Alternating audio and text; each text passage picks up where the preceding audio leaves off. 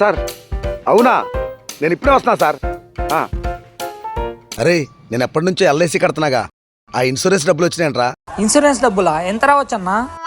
సుమారుగా ఓ 10 లక్షలు రావచ్చు. అవునా? అయితే వెంటనే వెళ్ళి తెచ్చుకో అన్నా. సరే. ఎరా తిరుపతి, ఆ డబ్బులు ఏదో నీకు వచ్చినట్టు అంత హ్యాపీగా ఫీల్ అవుతున్నావు. ఈ హ్యాపీనెస్ నీ లైఫ్ లాంగ్ ఉండాలంటే ఒక ఐడియా చెప్తా. ఏంట్రా అది? వాడు ఎవరు లేని అనాథ. వాడిని చంపేశామనుకో, వాడి డబ్బుతో మన లైఫ్ సెటిల్ చేసుకోవచ్చు. ఏం మాట్లాడుతున్నావురా? వాడు మన ఫ్రెండ్. ఫ్రెండ్ అనేది మర్చిపో, నీ పేదరకాన్ని గుర్తెచ్చుకో. చంపేద్దాంరా.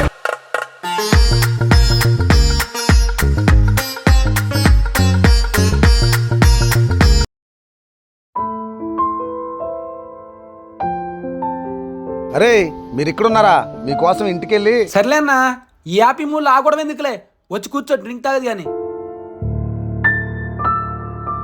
ఆ దేవుడు నన్ను అనాథం చేసిన 2 తమ్ముల్ని మీ రూపంలో ఇచ్చాడు.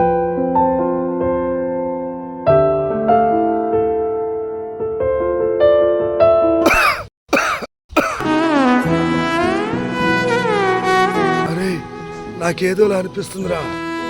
మరి విషం తాగితే అలానే ఉంటుంది. విషమా? నాకెందుకు ఇచ్చారా? డబ్బు ఎవరినైనా చంపేస్తే చచ్చిపో, చచ్చిపో.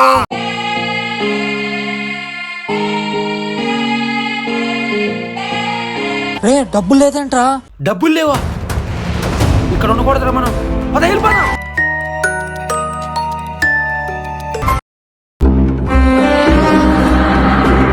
అదేంటండి మీరిద్దరే వచ్చారు, వస్తానన్నాడే? ఏయ్, వాడితో నీకెందుకే? అదేంటండి అలా అంటున్నారు? ఇందాక మస్తానన్న వచ్చి. అమ్మా శ్రీలక్ష్మి, ఏంటన్నయ్య? అనిలు మన తిరుపతిరావు ఎక్కడమ్మా? వాళ్ళు మన ఊరు చివరి తోటలో ఉన్నారు, నువ్వు వస్తే అక్కడికి రమ్మన్నారు. అవునా, సరే అమ్మా ఈ డబ్బులు నీ దగ్గర ఉంచు. డబ్బులా? ఇన్ని డబ్బులు ఎక్కడే అన్నయ్య? అయి నా ఇన్సూరెన్స్ డబ్బులమ్మా, మీకే.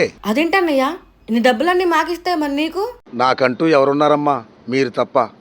ఉంచమ్మా, నేను వెళ్ళొస్తాను. నీ స్నేహం. ఆ డబ్బులు మీ ఇద్దరిని సమానంగా తీసుకోమన్నాడండి.